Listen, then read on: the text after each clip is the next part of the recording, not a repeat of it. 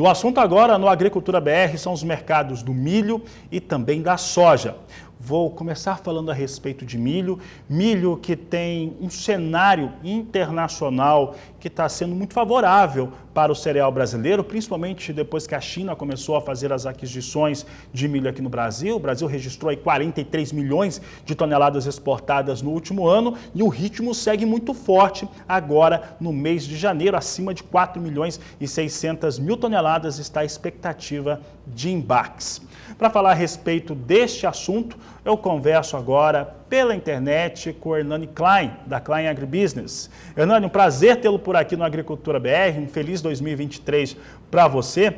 E eu quero saber de você o seguinte, como que fica essa questão nesse momento dos negócios com milho no Brasil, a formação de preço em 2023 aqui no país, tanto para quem vende o milho, produz e vende o milho, quanto para quem precisa fazer a aquisição. Boa tarde, seja bem-vindo.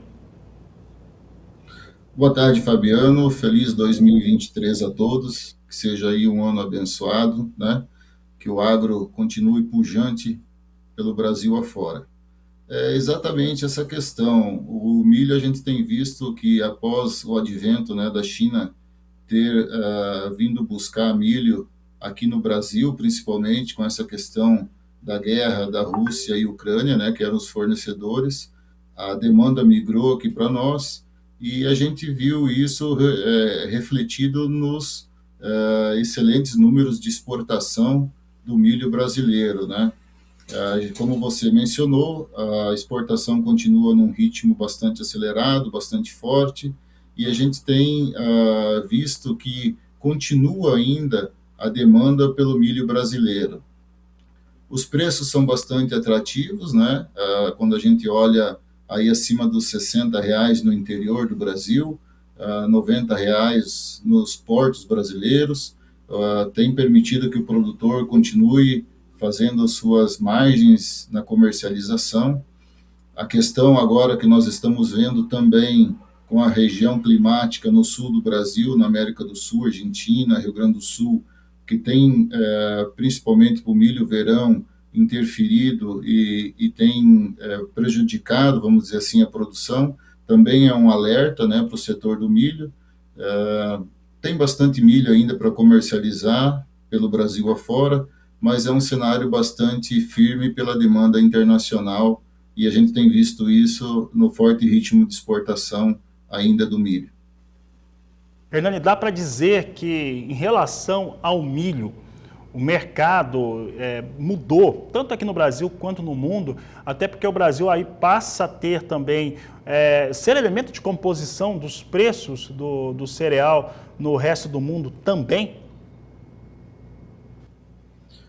Isso, a questão dessa mudança, né, do quadro geral do milho, principalmente quando a gente olha cenário do mercado interno, com o advento do etanol pelo milho, a questão do consumo interno e essa questão agora agravada pela guerra, isso daí configurou um quadro bastante diferente, né? Então, a questão da formação do preço para nós no Brasil, ela mudou bastante.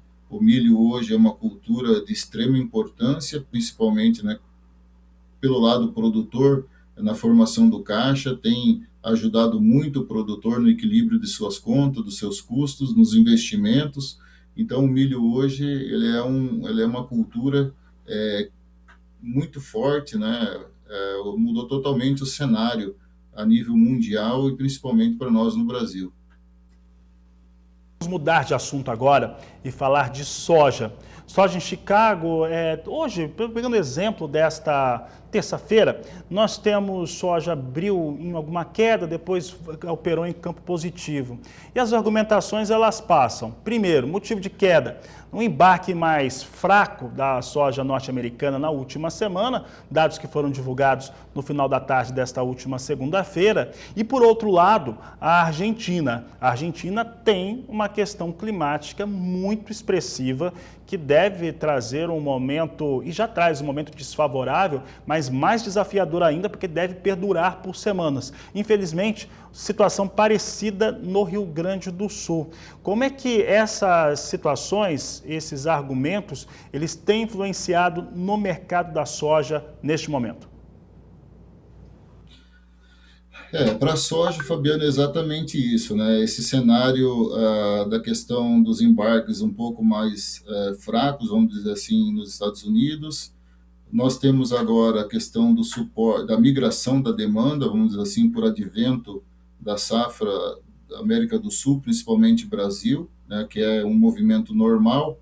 E, por outro lado, conjunto a isso, um suporte, um certo suporte, vamos dizer assim, também pelo clima na América do Sul, principalmente a Argentina, e a questão do farelo tem dado esse suporte para a soja em Chicago. A demanda um pouco mais fraca nos Estados Unidos, teoricamente isso faz com que a cotação em Chicago ela cede um pouco, né, por causa dessa migração da demanda para o Brasil. E a cotação, mas mesmo assim a gente vê que a comercialização a nível do Brasil também ela está abaixo do que a gente viu em outros anos para a época. Isso faz com que o produtor tenha segurado a sua venda, tenha segmentado as vendas e de uma certa forma também há a questão da pressão, né, por parte dos compradores. Isso pode ser que mexa com o mercado dos prêmios. E agora também na próxima quinta-feira, dia 12, haverá o novo relatório que a gente vai ver possivelmente algumas alterações aí de indicação de produção no Brasil, alguma coisa de ajuste nos Estados Unidos também, né? Então, o mercado ele deve se permanecer nesse suporte entre clima da América do Sul e migração da demanda para o Brasil.